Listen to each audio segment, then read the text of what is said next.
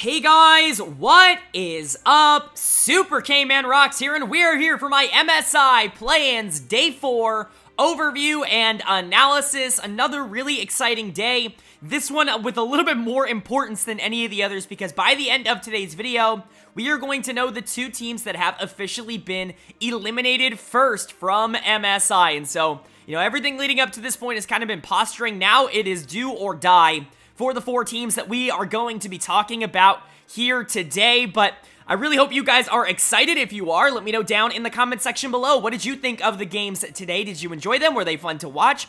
Let me know who you thought was going to win, and then, did that live up to your expectations? I'd love to know you guys' thoughts and feedback down below. Of course, if you want to know my opinions, not only on every single team that we're going to be covering in today's video, but on every game that has happened so far at MSI, you can check out my MSI playlist. That's going to be linked up in the iCard right now. But without further ado, without too much posturing, let's go ahead and jump right into the analysis. Of course, we're going to be going series by series, game by game, talking about the advantages and the disadvantages that each team was able to generate, and then kind of giving you my analysis for how I think things are going to move in the future rounds at the end of the video. So, without further ado, let's go ahead and jump into our first series. It's going to be Group A. Remember, this is the battle, the day of the losers from round number 1, and so every team that lost a series in round number 1 will now play each other, and the losers of those series will officially be eliminated. And starting with Group A, we've got the number 1 seed from the VCS in GAM Esports, taking on the number 1 seed from the LLA in Movistar R7. Definitely an intriguing matchup. One of these teams was definitely expected to be here. The other, I think I expected to be here, but I think other people maybe saw them being a little bit better, at the very least a little bit more competitive than what they had actually been. GAM, a region, a team that has historically done pretty well internationally comparatively to maybe some of the worst major region teams, and I don't think that that has necessarily been the case.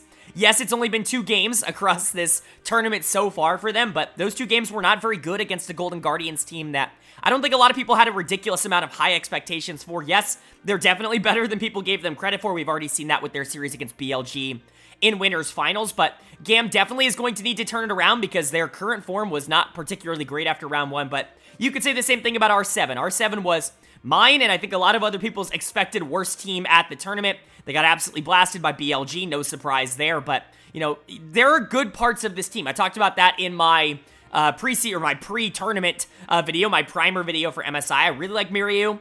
I think that he's honestly an underrated player in terms of the perception of him going into the tournament, and I'm hoping that, this is one of those series that he can maybe prove some people wrong.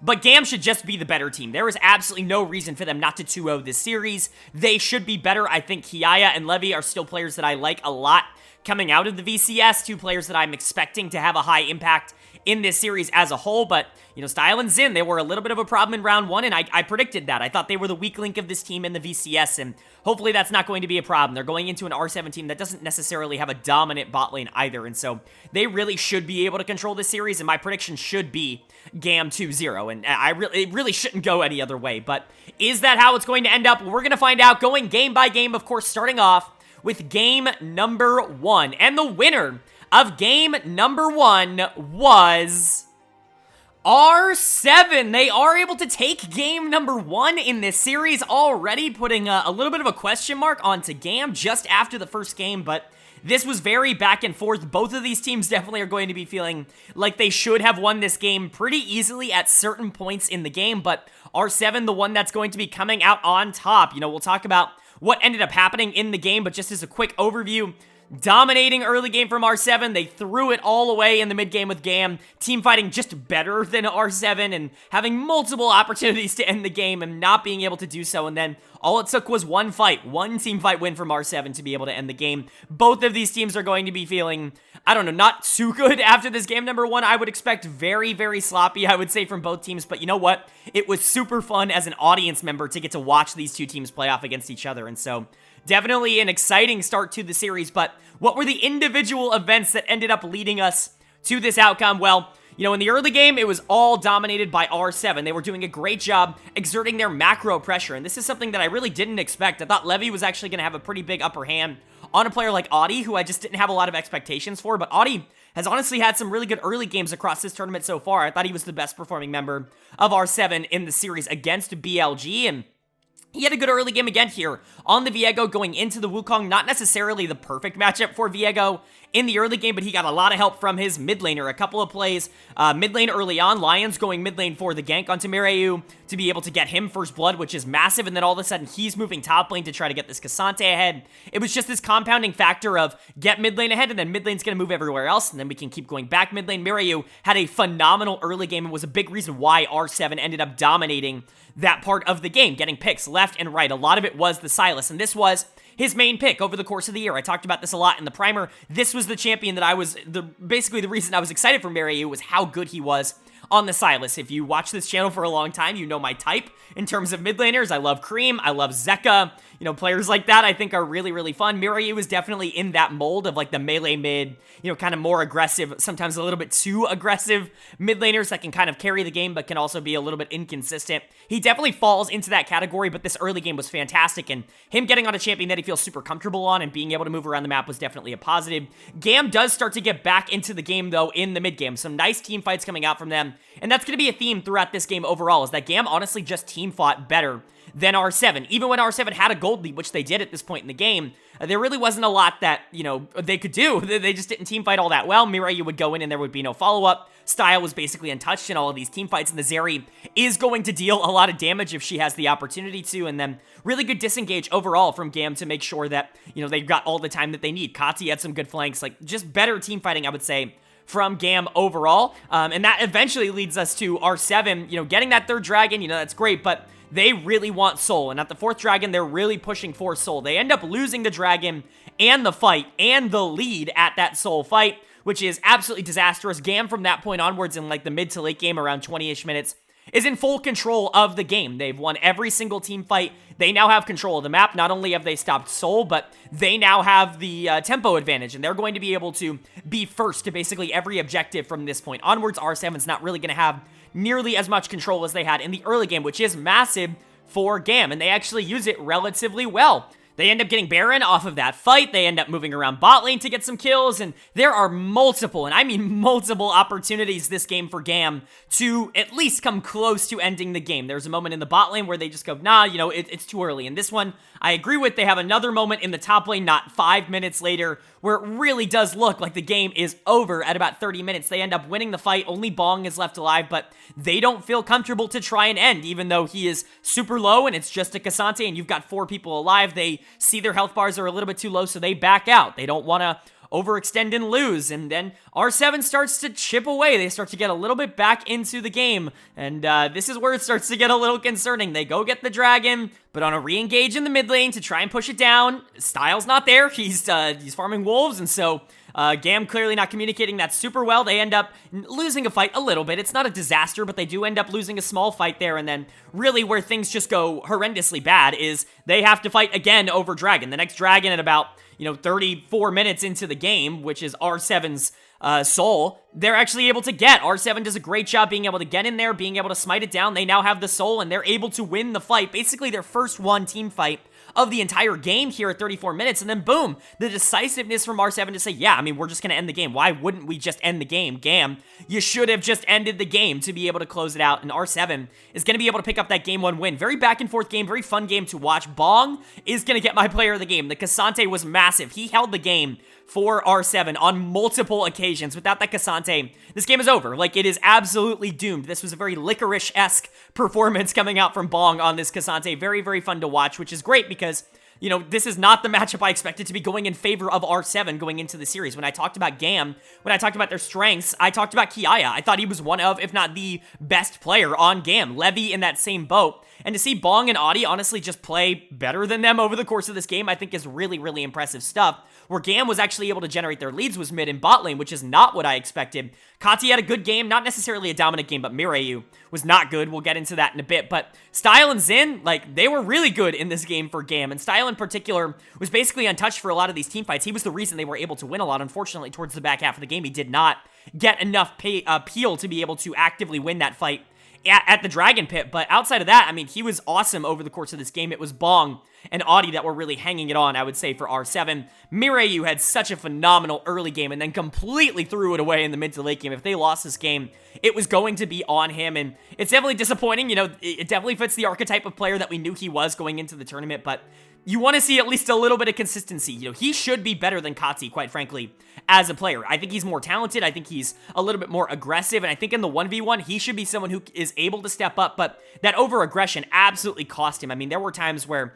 he was just hitting Silas chains for absolutely no reason, going in and dying immediately, getting caught out in side lanes. I mean, just really not great decision-making over the course of the game. I mean, he was able to make up for it in some of these fights, but at the end of the day, like, if they lost, it was probably going to be on him. But credit to Bong, credit to Seo, credit to Lions. Everybody else on this team I thought played well for R7. And for GAM, definitely not how you wanted to start the series. You're not out by any means, but now you do have to win 2-0. You have to go 2-0 against R7 to close out the series and to be able to move on. Not impossible for this team, but definitely not the position you wanted to be in. Levy's actually going to get my dud of the game here. You might not see it in the scoreline, but this Wukong was just not very active over the course of the game. The objective control in the early game was not good. You know, the Viego having an advantage in the early game is certainly not what you want to see, and R7 just kind of running the map early is, you know, kind of his fault, at least in terms of what his pathing was and how he was able to control that jungle matchup. He did a poor job of that in the early game, in my opinion, but it was the late game initiations that really give me, you know, kind of worry and pause. Is you look at the rest of this team, you look at the Jackson, you look at the Lissandra and the Rakan, and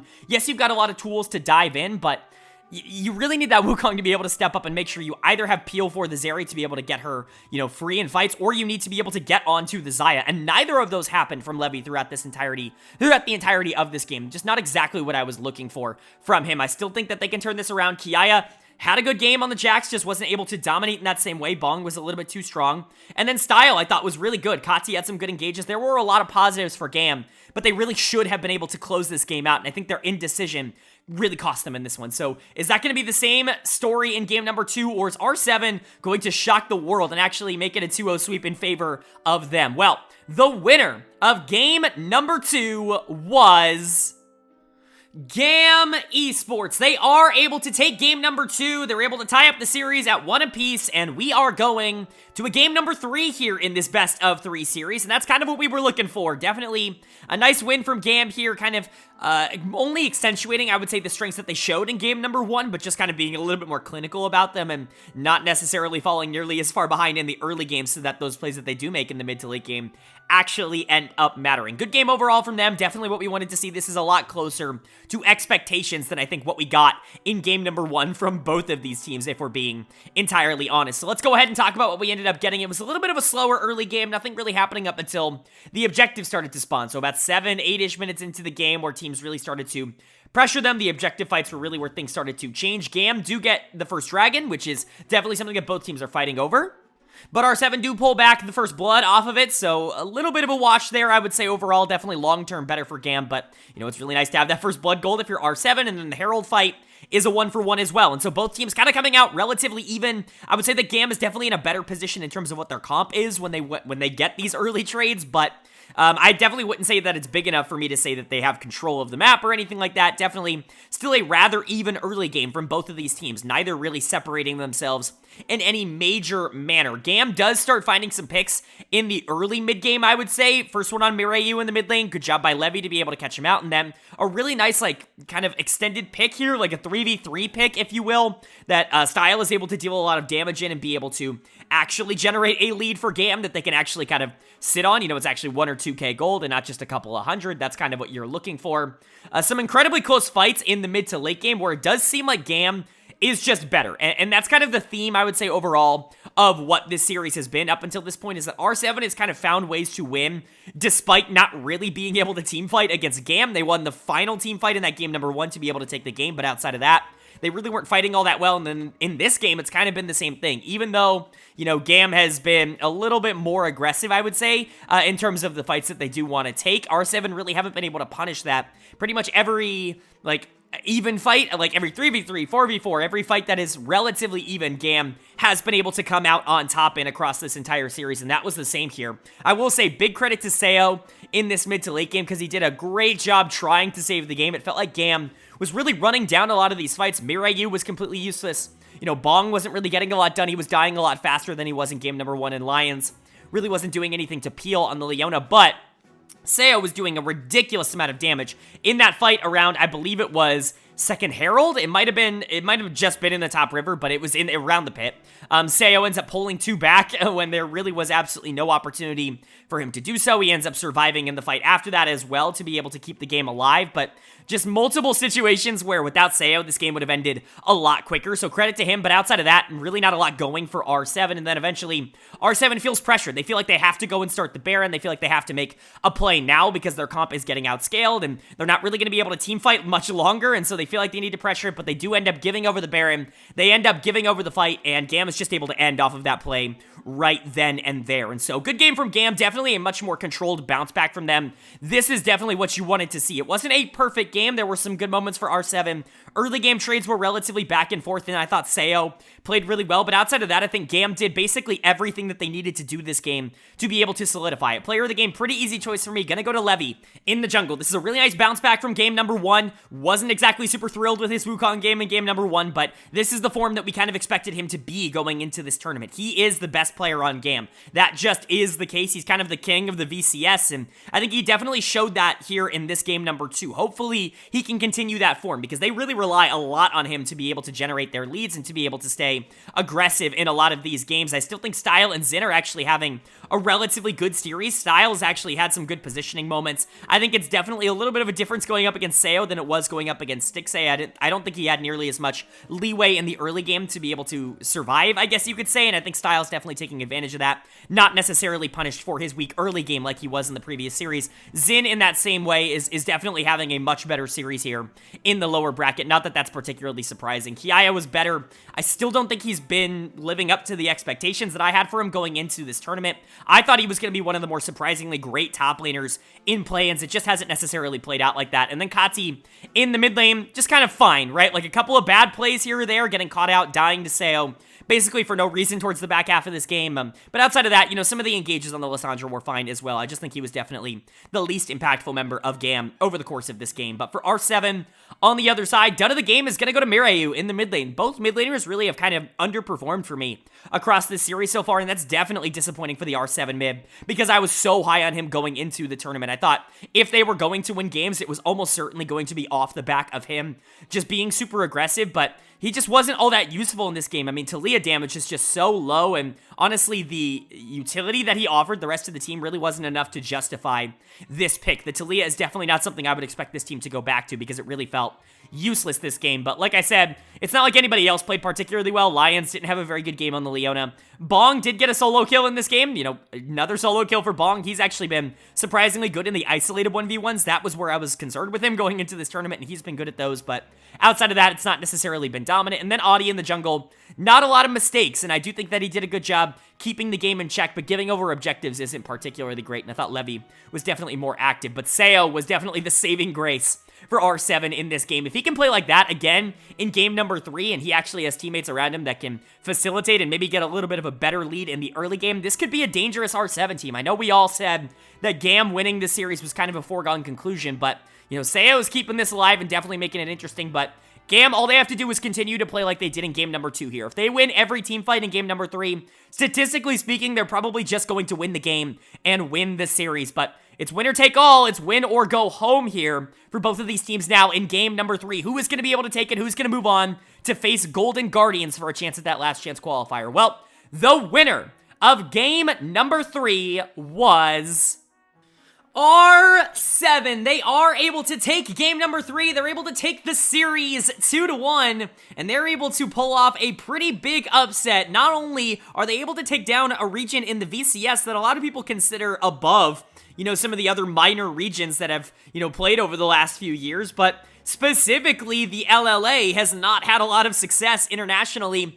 This is the first ever best of series that the LLA has won on an international stage. Congratulations to Movistar R7. They were able to accomplish that here.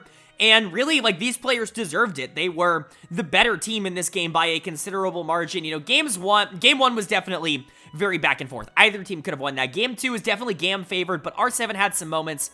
Game 3 was probably the biggest blowout of the series so far. R7 definitely dominating the game and definitely establishing themselves as the better team. But how did we end up getting there? What ended up happening in this game to kind of get us to that destination? Well, it was a pretty interesting and active early game. This is not game 2. This is definitely a much more aggressive early game coming out from both teams, and a lot of traded dives on different sides of the map, definitely wanting to split the map multiple different ways, but I would definitely say R7 coming out on top of this. R7 ends up being able to dive style and Xin in the bot lane. They dive style a couple of times down in the bot lane, and GAM goes, okay, well, if you're going to dive style, then we're going to get Kiaya super far ahead in the top lane. This is the strategy I wanted to see from GAM. Their bot lane was, good through the first couple of games, but Kiaya was really the difference maker for this team in the VCS, and I definitely think that getting him ahead would have been positive. However, they try to answer with some dives on the top side with Levy, and they don't go well. A couple of 1-for-1s. They actually tried twice, and both times Levy ends up dying in the dive, and it's just not well executed, and R7 definitely gets a lot more out of these early game trades, even if the Kindred is getting stacked. So it's not like the worst thing in the entire world. It's just not optimal, definitely, for GAM. However, where things really start to not be optimal for GAM is actually First Dragon, and I know we're kind of jumping around a bit, but kind of going back a little bit, First Dragon was really not good. Like, GAM has kind of been able to win a lot of these skirmishes in the early to mid game. That's a big reason why they've been able to hang on to a lot of, gold leads, or at least, even gold over the course of this series up until this point, but that was not the case at this First Dragon fight. A fantastic engage from Lions on this Rakan. Audi following it up, basically getting a triple kill in this fight. And all of a sudden, R7 is at like 8 to 10 minutes into this game, and they're up like 2k gold. And that's a really big lead, and that's exactly what you wanted to see from R7 coming out of the gate here. You wanted to see them be aggressive, and you really wanted to see them, start to kind of take the game into their own hands and not really rely on GAM messing up or allowing GAM the opportunity to team fight in the mid to late game like they have over the first few games. We're going to fast forward a bit to Third Dragon now. Very sloppy fight from both teams, I would say here. R7 wants to control this because they do want the Third Dragon. They are able to, kind of stack these. They want to be able to get closer to Soul. They want to be able to kind of control the objective patterns here, but they're really sloppy with the setup, and so they essentially just have to run away because they're super indecisive about how they want to play the fight. GAM looked like it should be an absolutely free win, but they end up playing the team fight pretty horrendously, and they end up giving over some gold to R7, so yes, like, GAM is able to win the fight. I guess they're able to get a lot, but R7 just kind of walks in and gets that Third Dragon anyways. It's just a lot of back and forth from two teams that weren't exactly playing all that well in the mid game, if I'm being entirely honest. Not exactly the narrative that I want to keep from this, but it's okay because R7 definitely makes up for it with a fight basically immediately after. Everybody resets, and then they all just kind of run back bot lane, and R7 finds a couple of picks in the bot lane. It basically becomes like a 4v4 that they just dominate. They end up getting 3 kills off of it, and everything that was wrong with that fight in the first place, that Third Dragon fight, is basically gone at this point. R7 being able to dominate that, and then a really, really big Soul fight coming out. Obviously, you want to be able to get Soul if you're R7, but you have to deny it if you're GAM, and GAM do deny it. They're able to steal away the Dragon and the Soul point, but they get absolutely destroyed for it. They end up getting aced, I believe, for it, and then R7 is able to get Baron off of that. They're able to march down the mid lane. They win the fight in the base, and they're able to end the game for LLA's first ever best of victory on an international stage. Definitely what you want to see. Congratulations to Movistar R7. I counted them out. I think a lot of other people also counted them out. And the way they won was not how I would have expected them to win anyways. When you're looking at the strengths of this team, I always talked about it being Marayu, especially in the playoffs, but he was probably the weakest member on this team over the course of this series. You got to give a lot of credit to Bong. The dude survived so much pressure in this game. He's not going to be my player of the game, but trading back 1-for-1 on multiple dives legitimately saved R7's early game. It could have been a lot more interesting for GAM had those dives gone off a little bit more successfully, but really good plays from Bong to be able to do that. My player of the game, though, is going to go to Audi in the jungle on this Poppy. I think you could realistically give this to him. I think you could also very realistically give this to Lions in the support position. These were the two players, to me, that were definitely the standouts on the side of R7 across this game. Some really good engages from Lions, but Audi, really great objective control and some phenomenal ultimates. Oftentimes you're not seeing the Keeper's Verdict be ridiculously influential in a lot of these fights, but I felt like every single time that Audi pressed that R button, it was majorly important, whether that's knocking, Kindred out of, Kindred ultimate, or just knocking her out of the fight, so the ultimate can't go off, or that, Levy can't get the smite off, just so many different instances, or knocking the Braum out so that he can't frontline shield for the Zeri, just over and over again. It was multiple great ultimates coming out from Audi. I thought he had really good macro this game as well, and honestly, he's the player that's impressed me the most when it's come to R7. I wasn't exactly looking at him as, like, a majorly positive influencing factor for what this team was going through in the playoffs. In fact, I thought he was probably the least influential member of them in the LLA playoffs, but that has absolutely not been the case at Worlds. Very high probability that he's been the best player on the team across this series so far, across this entire tournament so far, and he was really good again. I don't think I said it. I'm giving Bong player of the series. I think you could realistically give it to Audi. I think you could give it to Seo. Even Lions, I thought, played relatively well. Basically anybody but Mireille, but I'm going to give it to Bong surviving in this game number 3 and then dominating that game number 1 like he did. Definitely made me feel like he had the biggest impact on the series as a whole, but again, Seo had a really good series, especially that game 2. Lions was awesome in game 3. Mireille was much more consistent in this game number 3, and so just a lot of positives for R7, and now they're moving on to face Golden Guardians. Definitely an intriguing matchup. But for GAM, not winning a single series at this tournament is definitely a disappointment. You know, they're in one of those tiers that, you know, they should be above these tier 2 region teams, you know, kind of these minor region teams, but below the major region teams, and that's not necessarily how they performed at this tournament. They got absolutely bodied by Golden Guardians in that upper tier, and then, you know, R7 being able to beat them is certainly not what you'd expect. GAM's got to go back and just kind of rebuild and recount here. A lot of people were saying that they weren't the VCS rep that they wanted at this tournament. A lot of people wanted Saigon Buffalo here, and I totally understand they have a little bit more of a dominant bot lane, but GAM's top lane should have been dominant at this tournament, and Levy's going to get another dud of the game for me here. This Kindred game was bad. Trading in the top lane, I get it, you're getting marks, but you're giving so much gold over to the enemy team, basically for no reason, just because you feel forced to make these plays, and it was not working out. Kiaya was the top laner I was most looking forward to watching in play-ins, and it has absolutely not come to fruition. That side of the map was their strength, and the reason that they are at this tournament, and it absolutely did not come to fruition at this tournament. And that's definitely just a little disappointing. Kati had a really bad series. I think Style and Sin were ironically probably the best players across all 3 games, but they also had a pretty bad game number 3, and they were the weak point of GAM going into this tournament, as I highlighted in my primer video. And so GAM just having a lot of problems. Definitely one of the worst showings that the VCS has had since becoming a region at an international tournament. Hopefully they can figure some stuff out by the time Worlds rolls around. I hope that this region can kind of bounce back, because this is not what we wanted to see out of a region that I think a lot of people were really excited for. But for R7 on the other side, congratulations to them. That Golden Guardian series is definitely going to be interesting. They're still definitely going to be underdogs going up against a team like GG, especially with how they've played over the first couple of series, but for R7 to even get to this point, they definitely have to consider MSI a success.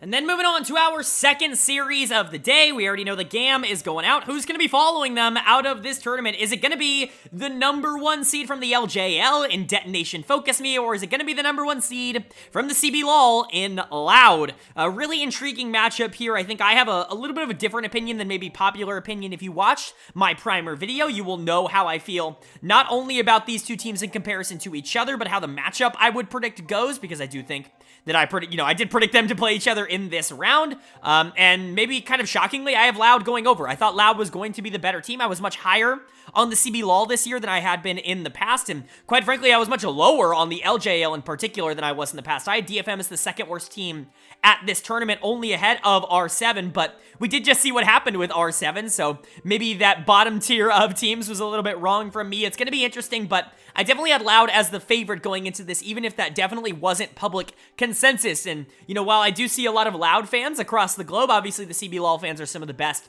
in the entire world, it did seem like the analyst desk didn't really give them a ton of chance in this game in the pregame, and so definitely something that I feel pretty confident about, that Loud, you know, was the better team, but I would expect this to be a 2-1, maybe not a 2-0. I don't think Loud is that much better than DFM. I definitely think some of the experience should shine through, but, you know, maybe it's a bold take, but I had Loud going over in my primer, so let's go ahead and see if that turned out, starting, of course, with game number 1, and the winner of game number 1 was Loud. They are able to get the job done in the first game of the series here, which is exactly what I wanted to see. I wanted to see them get out to a hot start here, because I do think that this team is very confident and very momentum-based in a good way. They've been on a really good run of form as of recent. You know, when we were talking about Loud in the primer video and the pre-tournament video, I was talking about how bot lane was sensational, about how they didn't get nearly enough credit for how good they were. Seos, in particular, in that support position, set up so much for how much Loud wanted to do, not only in the early game, but in the mid game as well, and their isolated 2v2 stats are some of the best of any bot lane coming out of a minor region this year. And then Robo is honestly kind of an underrated player. His underlying stats aren't perfect, but his aggression and just kind of the confidence that he plays with really pushes this team forward, and I really thought that those 3 players were definitely going to make a difference, and that's exactly what happened in this game number 1, going up against the DFM team that obviously a lot of people have high expectations for. A pretty bad draft on the side of DFM. We'll get into that a little bit later, but let's go ahead and talk about what happened in this game, because it was a 24-minute relative stomp from Loud. They were definitely the better team in this game number 1, but it was actually a relatively back and forth early game when you're looking at just like the pre-5, 7 minutes of the game. Both teams kind of trying to make plays, but not anybody like really jumping out. Steel actually gets first blood in the mid lane. Really nice gank from him. Tinones has to flash Arya's charm, and Steel basically just gets a free gank from there. So good play from DFM to be able to generate that early lead, even if I don't think that Nidalee Ari as a mid-jungle duo is a very good idea.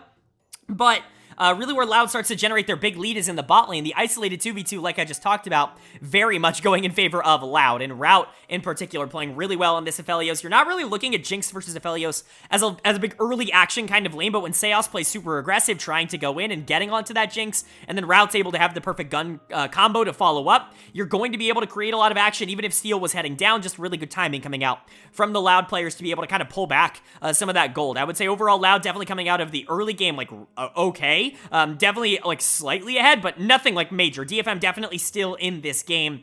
Where they do start getting ahead is just like macro plays around the map, whether that's Tol2 staying way too long under top tower and just kind of dying when the top tower dies because he has no help and there's 3 people up there, or a big fight mid lane where Loud just comes out on top because Route is very difficult to stop once he gets going on a champion like Aphelios. A lot of these plays just end up going in favor of Loud, and that really creates a lot of opportunity for them to just kind of continuously push forward and, you know, take that lead and make it even a little bit better. Now, DFM doesn't give up. It's not like they just roll over and die. They do try to contest very late objective takes in this game. As you notice, only 2 dragons were taken the entire game. That second dragon fight happened at around 18-ish minutes into the game, and DFM actually set up for it relatively well. The fight looks relatively okay, but Loud ends up turning it a little bit later just because they're better. Like, there really is no other explanation. They just play the fight a significant amount better. They're able to get the dragon. They're able to get the fight, and from that point onwards, the game is entirely in favor of Loud. They go immediately to Baron, basically at 22, 23 minutes into the game. They go to start it. Robo zones off the entirety of DFM basically by himself. He does have a little bit of help coming out from Seos, but Loud takes the Baron while the rest of the team zones them off, and then they just run it down mid, and they're able to end the game. It really wasn't all that action-packed of a game, but it was Loud dominated, especially in the mid to late game. Basically, every play that DFM went for was shut down almost immediately by Loud just being a little bit better in terms of the skirmishing here. But player of the game for me, absolutely going to go to Route in the bot lane. Really good game from him. He's a player that I've been somewhere in the middle on. I like him as a player. I definitely think that Loud's bot lane is very good. I attributed a lot of their success to Seos in my primer, but I probably should have given Route a little bit more credit. Both of them have to be good for this bot lane to be as good as it has been over the course of the year so far, and Route definitely showed that off. It was his game to win on the Aphelios. Definitely the player of the game, in my opinion, but gotta give a lot of credit to basically everybody else in this team. Seos with a lot of good setups. Croc was really good in this game, especially at controlling, you know, areas. You know, that's what Maokai does really well with that ultimate and with saplings and everything, but just really aggressive, knowing that he can go all the way in and try to dive onto the backline, dive onto the Ahri to try to catch her out, dive onto the Jinx to try to catch her out. A lot of really good plays coming out from him. Robo did a really good job just exerting pressure in the top lane, and Tinones, you know, wasn't a massive difference maker, but still had a pretty good game on the Swain, especially towards the back half of some of these team fights. Overall, it's basically exactly what you wanted to see from Loud in general, especially this bot lane stepping up. And then for DFM, they're just not very good. Like, I hate to say it, my prediction is kind of right when it comes to that. This is just not a very good League of Legends team in the grand scheme of things. I think this is one of the weakest LJL representatives that we have gotten on an international stage in quite a while, because this team doesn't really have a lot of synergy, and they certainly aren't very good at team fighting. Yutapon and Harp kind of run over in the bot lane, 2v2 down a bunch of CS, and then getting 2v2 killed when their jungler is coming to help. It's just not a good sign, but, you know, Steel had a decent game. He was definitely the bright spot, I would say, overall, but only so much you can do on Nidalee, and even then, like, I certainly think he could have done more. My dud of the game, however, is going to go to Tol2 in the top lane. He has not had a very good international debut. He was really bad in that series against PSG to start off the tournament, and he did not have a very good game number 1 here against Loud either. Just out of position quite a bit, using the Scion ultimate and just kind of running into walls. Like, it feels like the nerves are kind of taking over for him, and that's definitely a little disappointing, but it's far from him that is the only problem on DFM. This is a team-wide issue, and that's what I was concerned about. I was low on Arya going into the tournament. He's not really dealing all that much. Yutapon and Harp, I thought, were consistent, but not necessarily dominating. That's definitely been the case. Steel has just been kind of all right, even if he was good in this game.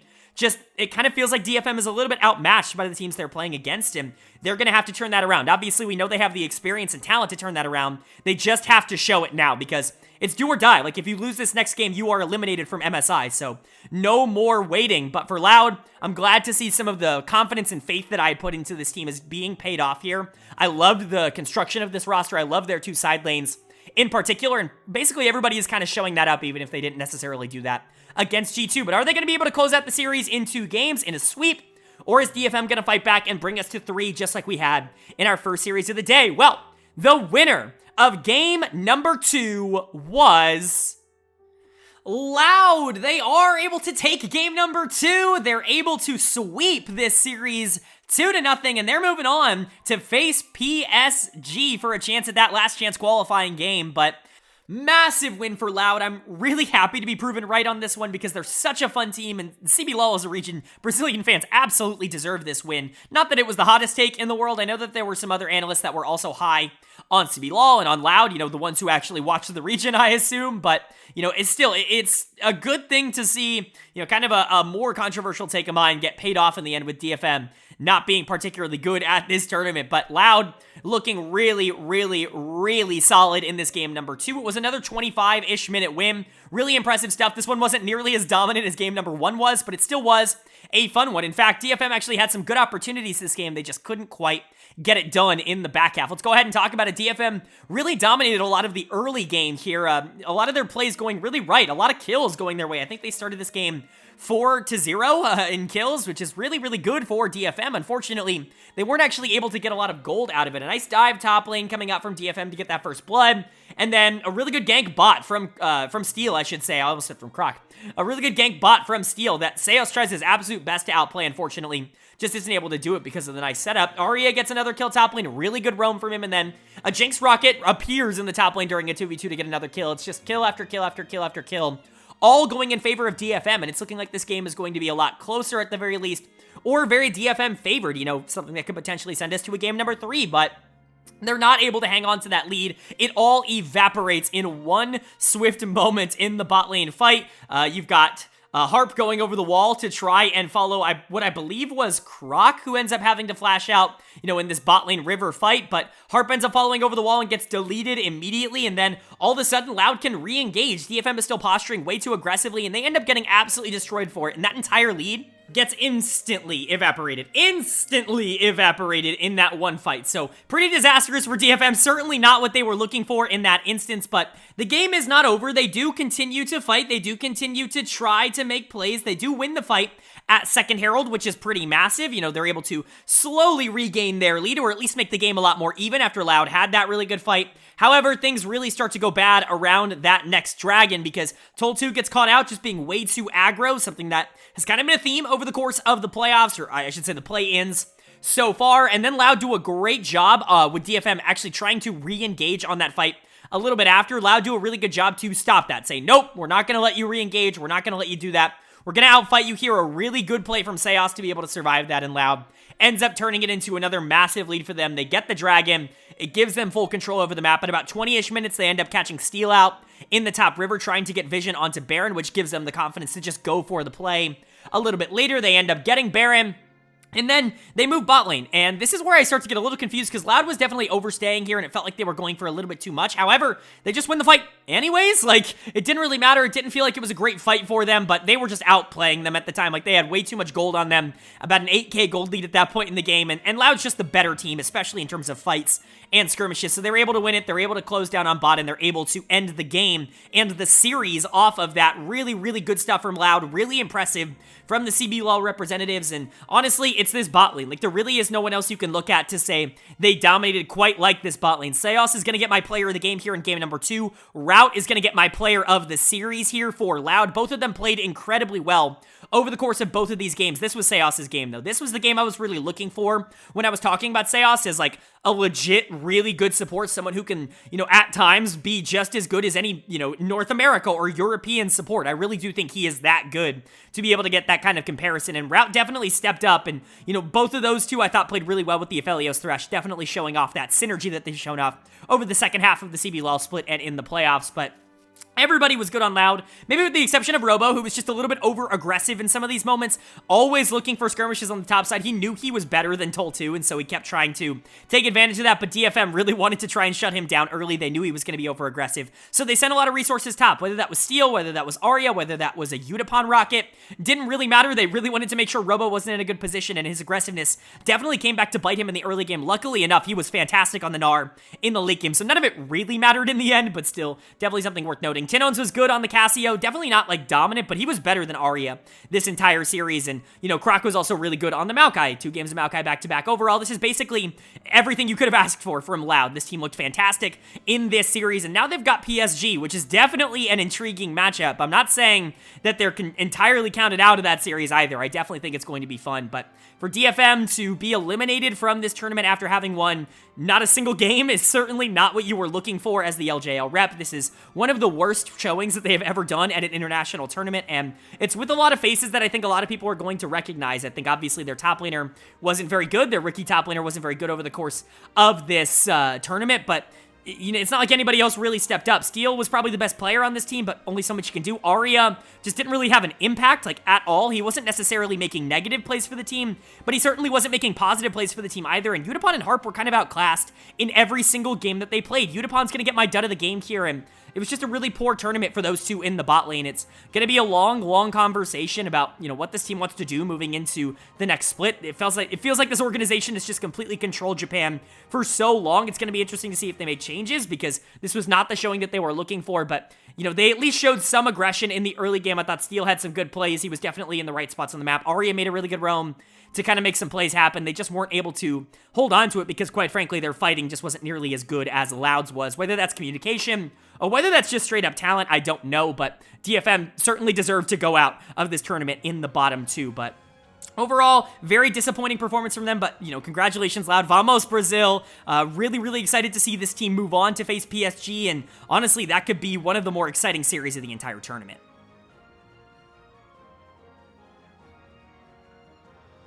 Alright, but that is going to do it for my MSI play-ins Day 4 overview and analysis of both of the series. We have R7 and Loud moving on. We have GAM and DFM officially eliminated from the tournament. Certainly not the results I think a lot of people were expecting, but not entirely surprises to me. I want to know what you guys thought of the series, of course, down in the comment section below. As for the next series, you know, the two teams that are going to be facing off against each other in the last chance qualifiers, I'm not going to make any shocking predictions here. I'm going to be going with Golden Guardians, and I'm going to be going with PSG, although I think PSG Loud in particular could be an incredibly fun series, and also to see, you know, kind of the North American, you know, rivalry here, I guess you could say, of Latin America and North America playing off against each other is definitely a lot of fun as well. But let me know what you guys think of those series down in the comment section below. If you enjoyed the video, feel free to leave it a like. It really does mean a lot to me. It lets me know you guys are enjoying the content. Also, of course, it helps get this video out to a lot more people, and so I would really appreciate it. And of course, if you're new here, hit that subscribe button. I'm going to be posting every single day, basically, for MSI, or at least every single day of games for MSI. And so if you enjoyed this video, I promise you're probably going to enjoy a lot of the rest of the MSI content that I'm putting out. If you haven't checked out the primer, go and do that. I didn't only cover the play-ins there. I covered every single team at the tournament. And so if you want a big overview, I still highly recommend you go check out that video. But with all that being said, I hope you all are having a great day. I hope you continue to have a great day. And I will see you all later.